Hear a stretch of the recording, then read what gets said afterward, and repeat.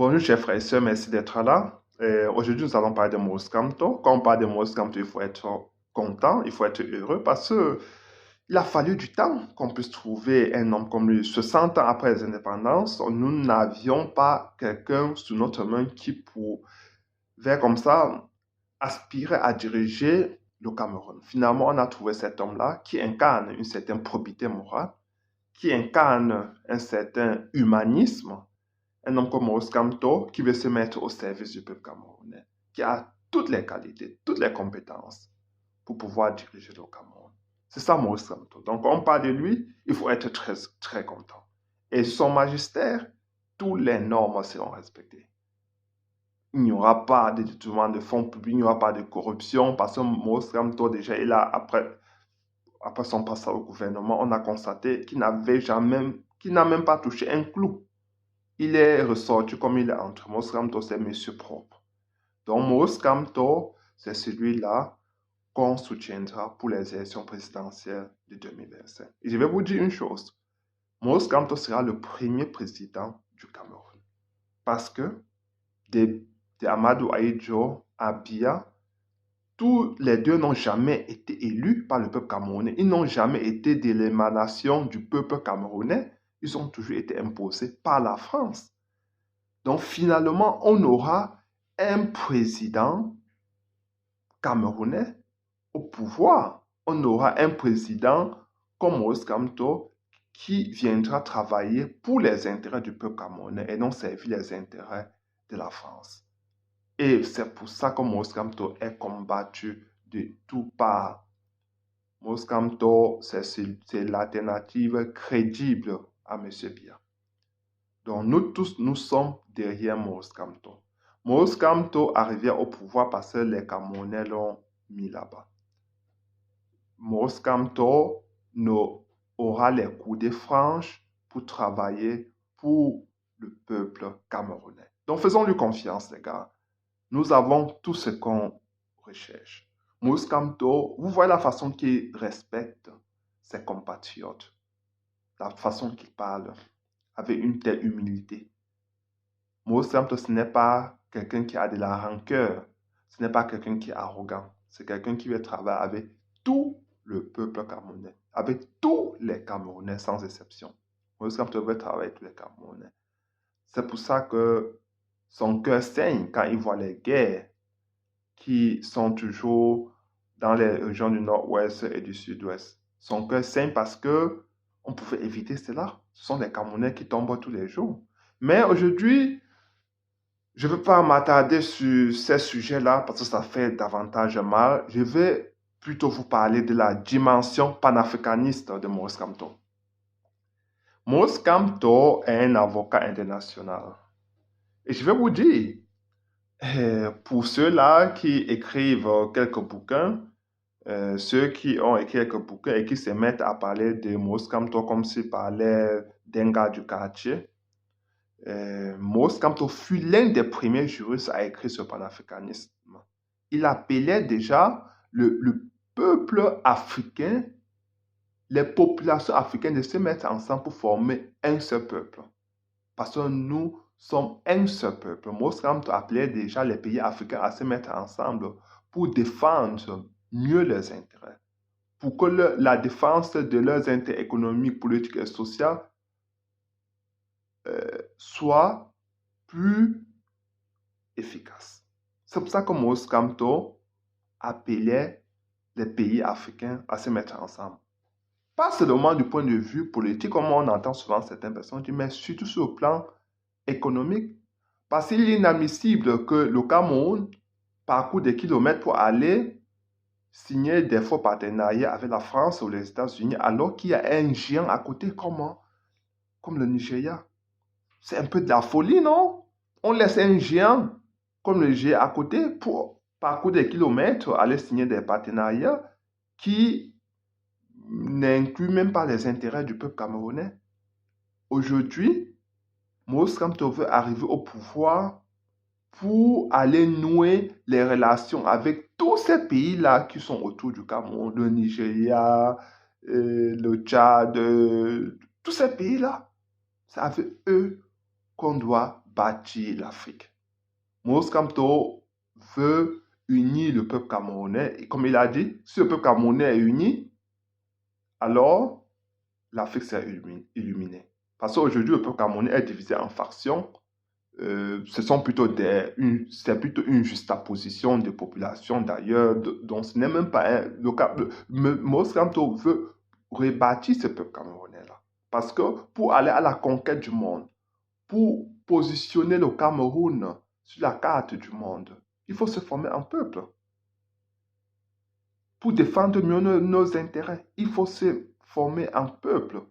Pour développer le pays, se mettre ensemble pour tracer les sillons dans lesquels d'autres vont y marcher. Il faut se mettre ensemble, construire le tissu social. Il faut extirper le tribalisme de la société camerounaise. C'est ça, Maurice Kamto est venu pour. Il fera tout cela. Parce que vous ne pouvez rien faire si vous n'êtes pas ensemble.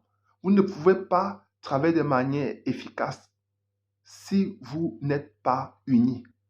Donc Maurice Kamto pense que les Camerounais d'abord doivent s'unir. Et il le fera.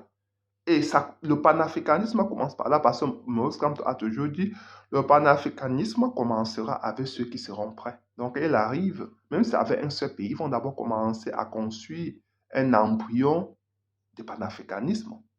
C'est là où tout va commencer. Même l'Union européenne a commencé comme ça. Après, tous les autres pays veulent y adhérer à l'Union européenne aujourd'hui. Maurice Kamto commencera à construire cette confédération africaine-là à partir d'un ou de deux pays.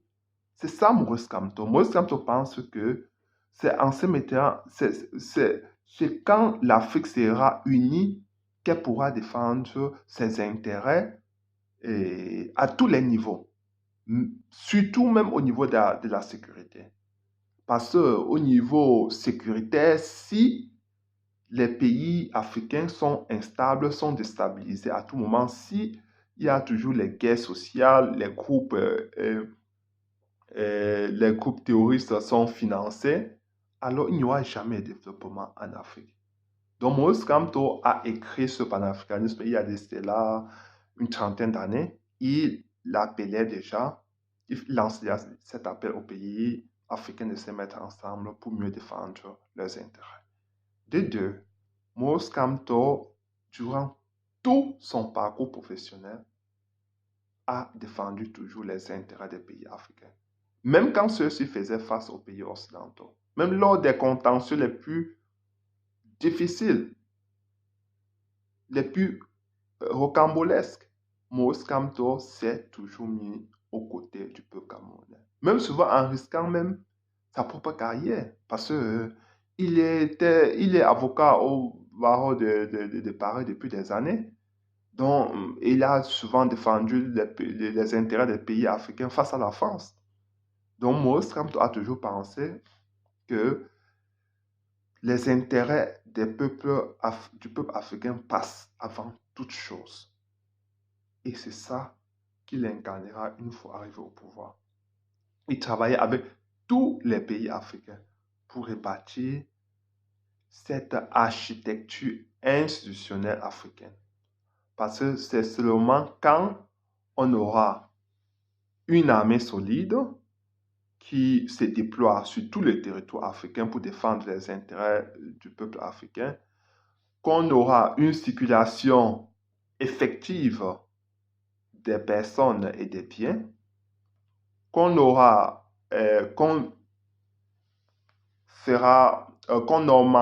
le niveau économique de la classe moyenne.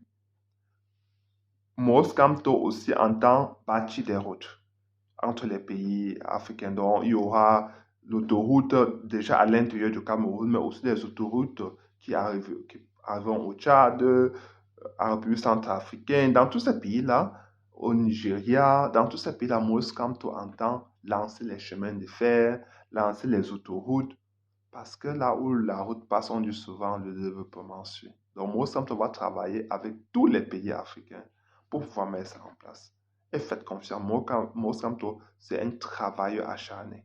Il n'est pas du style de M. Biya qui se couche à la présidence alors que les chantiers d'envergure sont lancés et qui n'ont jamais été réalisés. Paul Biya n'est jamais allé vérifier si les travaux ont été faits ou pas. Maurice Kamto sera sur le terrain tous les jours. Donc, on prépare déjà les détourneurs de fonds publics parce que ça ne se passera plus. C'est terminé, les détournements de fonds publics. Maurice Kamto arrive pour extirper le vol dans les mentalités des Camerounais, pour instaurer une certaine façon de faire. Comme il dit souvent, faire la politique autrement. Ça va commencer par là. Montrer l'exemple. Prenez pas l'exemple. Il ne faut pas juste faire des incantations ou bien passer des messages et aller faire le contraire. Si vous êtes un papa qui fait le contraire des choses, votre enfant vaut pas, il ne survoit pas ce que vous lui direz.